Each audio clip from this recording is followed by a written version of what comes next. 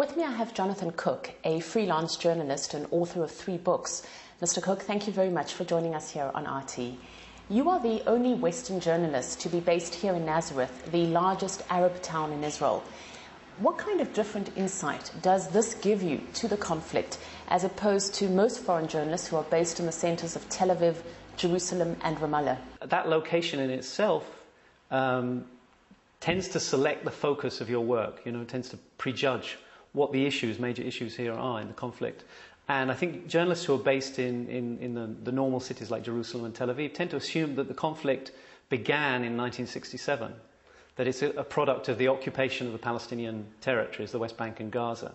Whereas my focus has been being based inside Israel in a Palestinian or Arab community, however you want to describe it, is to see that the conflict predates 1967. Why do you feel that Israel should not be classified as a democracy, bearing in mind that the Arab community here can vote, they can form their own political parties? This idea that just because you have voting rights, therefore you live in a democracy, so superficially it sounds persuasive, but actually it's not very persuasive. And one of the ways to highlight that is by looking at the very early years, the first 20 years of Israel's existence, when the Palestinians inside Israel lived under a military government.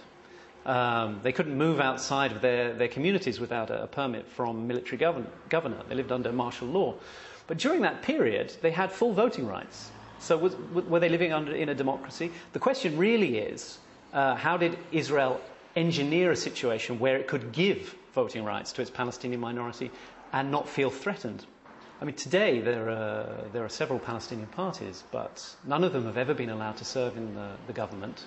None of them have held any positions of responsibility. What's happened is that you can only participate in the government if you subscribe to the Zionist position, which is that the Jews are a privileged population inside the country. This isn't just about the parliament. It applies to many other kinds of spheres of life for them.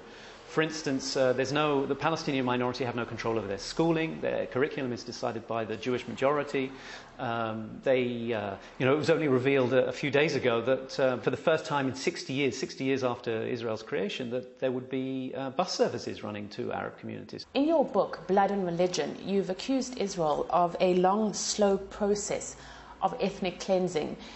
But do you not think the fact that since 1949, the Arab-Israeli population, as well as the Palestinian population within the West Bank and Gaza, the fact that those populations have grown considerably, doesn't that challenge the theory you put forward?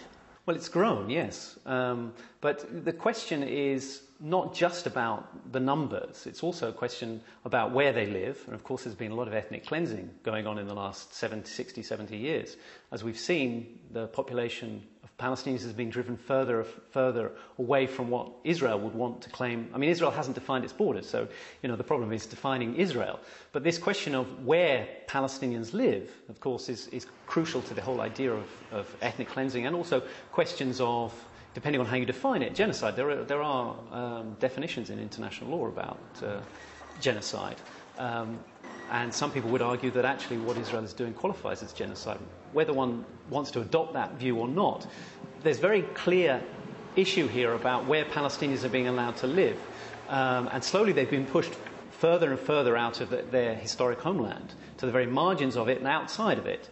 And that's a process of very clear ethnic cleansing. Now there's a question of what's going on now.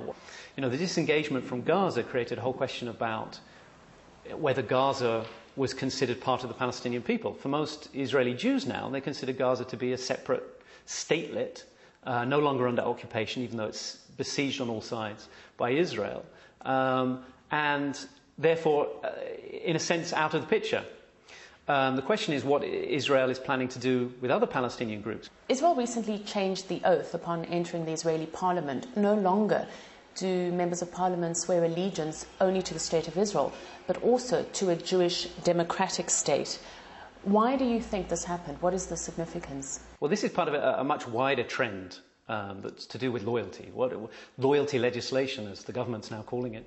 Mr. Lieberman's party, this far-right party I've already mentioned, he got elected on a platform. He's the third largest party in the parliament. He was elected on the platform of no loyalty, no citizenship. And his party has been introducing a series of bills to try and ensure that Palestinian citizens have less and less legitimacy within the political system. Not all of the bills are being passed, but they're changing the whole discourse in Israel now into one in which the assumption is that Palestinians are not loyal, should have no rights, they have to prove their loyalty.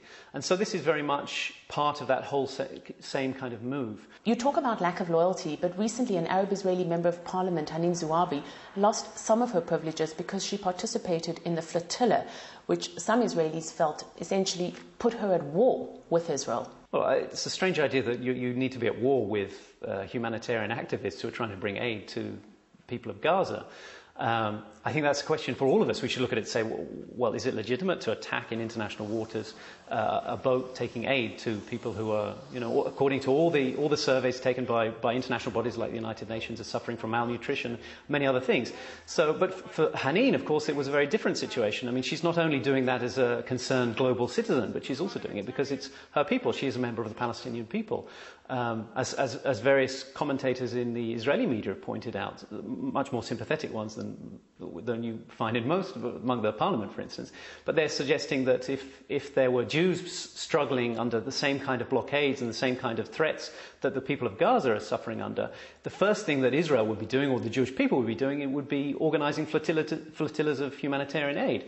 And the idea that they should be attacked militarily would outrage the world. And I don't think that there's any reason to take a different view in the case of the Palestinians. You've stated that Israeli Prime Minister Benjamin Netanyahu's first term of office was characterized by the deceit of the American President Clinton and also attempts to destroy the peace process. Do you believe that this strategy continues now in his second term of office? He's saying to a group of settlers, he doesn't think he's being filmed, he doesn't realize he's being filmed, but he tells this group of settlers exactly what he did in his first term in the late 90s during the Oslo process. And that what he did was to deceive Bill Clinton, to give away very small areas of occupied territory in return for agreements that they wouldn't have to give much larger areas of occupied territories, and thereby destroy the whole principle of the Oslo process. And of course, although he doesn't say it, that very much explains the Palestinian reaction, which led to the Second Intifada. Of course, Palestinians were very aware that Netanyahu wasn't giving anything away. And let's be clear, it wasn't just Netanyahu. Of course, this whole process carried on with other prime ministers. So the Palestinians saw that actually there was no good faith here, the Americans were either being deceived or were allowing themselves to be deceived, and that there was no hope of a Palestinian state emerging. What have we seen Netanyahu do this time, which is so different? We've seen him make minimal concessions to the Americans after a huge amount of arm twisting by the Americans.